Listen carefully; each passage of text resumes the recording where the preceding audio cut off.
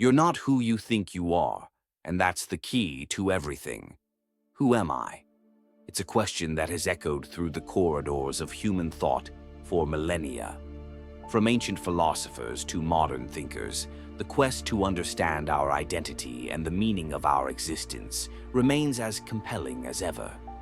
In this journey, we'll delve into the intricate tapestry of identity and meaning, unraveling the threads that define who we are and why we exist. From the metaphysics of selfhood to the crisis of meaning in the modern age, we will traverse the landscapes of memory, culture, time, and emotion. We will explore not only the philosophical and psychological dimensions of these themes, but also the deeply personal. The essence of identity, at its core, is the understanding of what makes an individual distinct. Philosophers have long debated its nature. Is identity a fixed essence, or is it a fluid construct shaped by experiences? Consider identical twins. Genetically similar, yet each possesses a unique sense of self. This illustrates the distinction between qualitative identity, sharing properties, and numerical identity, being one and the same entity. We often associate our identity with roles: daughter, artist, friend. But are we merely the sum of these labels, or is there something deeper that anchors us beyond circumstance? In metaphysics, some argue for a soul, an immutable essence that exists beyond time and space. Others, like David Hume, question whether such a self exists at all, suggesting instead that the self is a bundle of perceptions, constantly in flux. Eastern philosophies take it further.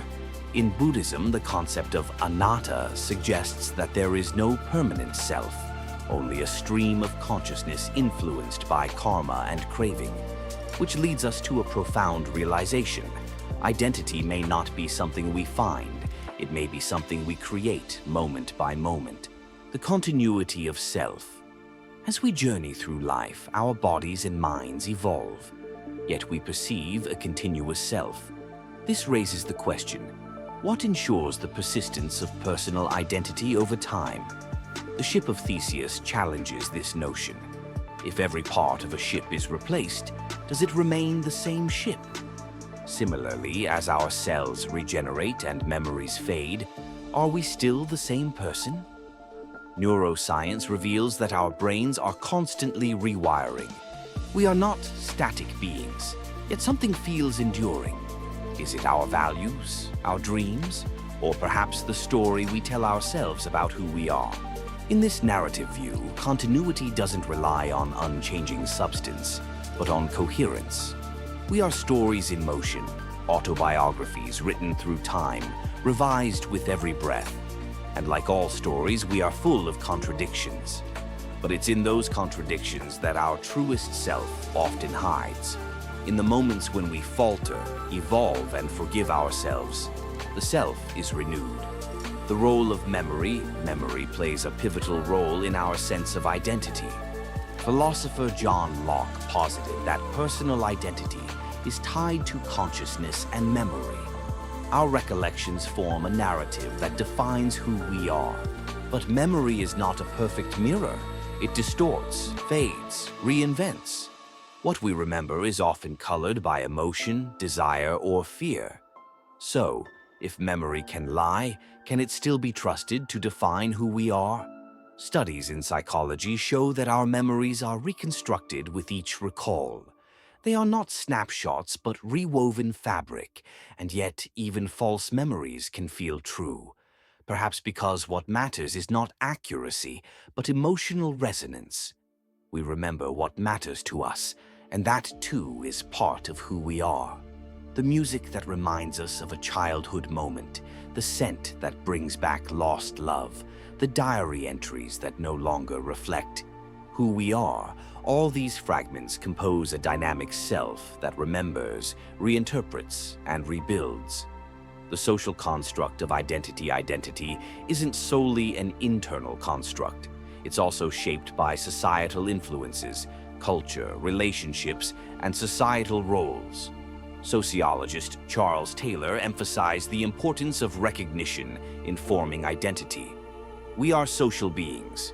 From birth, we are named, categorized, shaped. Our identities are reflected back to us through others, family, friends, institutions. And sometimes those mirrors distort. Society often imposes labels, expectations, norms that conflict with our inner truth.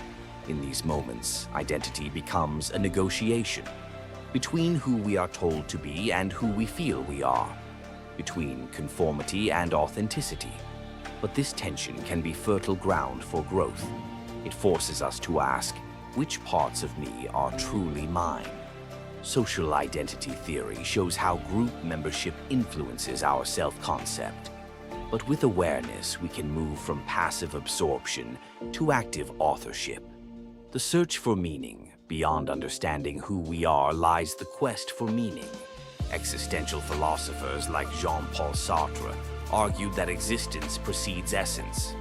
We exist first and define our purpose through actions. Viktor Frankl, a Holocaust survivor and psychiatrist, offered a powerful counterpoint. He believed that meaning is discovered, not invented. That even in suffering, we can find purpose. So which is it? Do we create meaning or uncover it? Perhaps the truth lies in between.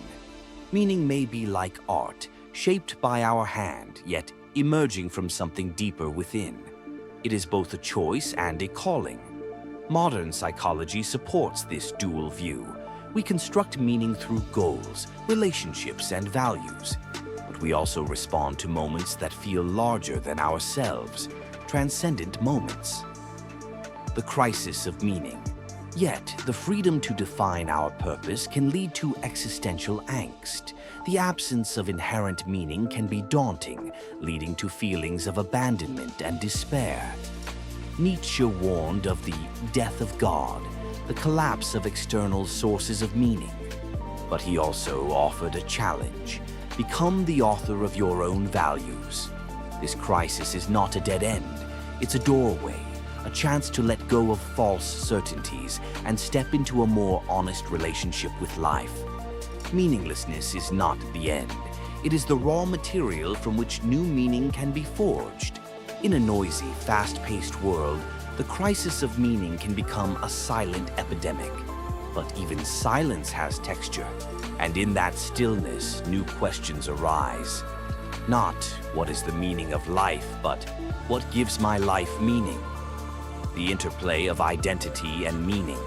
Identity and meaning are intertwined. Our sense of self influences our pursuit of purpose, and the meanings we ascribe to life shape our identity. When we see ourselves as victims, our purpose narrows. When we see ourselves as agents of change, our purpose expands. Each choice we make is a brushstroke on the canvas of identity. Each belief we hold colors the meaning we assign to life. Together, they form a feedback loop. Identity fuels purpose, and purpose, in turn, refines identity. It's a dance between becoming and belonging, between knowing who we are and deciding who we wish to be. Embracing the journey. The exploration of identity and meaning is a lifelong journey.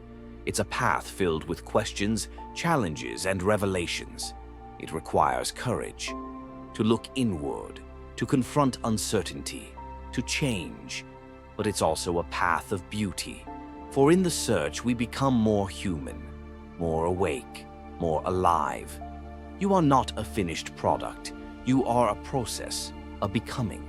And that is not a weakness. It's a profound strength. To live authentically is not to arrive at a final truth, but to participate fully in the mystery. In the end, perhaps the true essence of identity and meaning lies not in definitive answers, but in the courage to ask the questions and the willingness to seek our own truths. So ask yourself again, who am I? Not to find a final answer, but to begin a conversation that never ends. For it is in the asking, not the answering, that we come alive.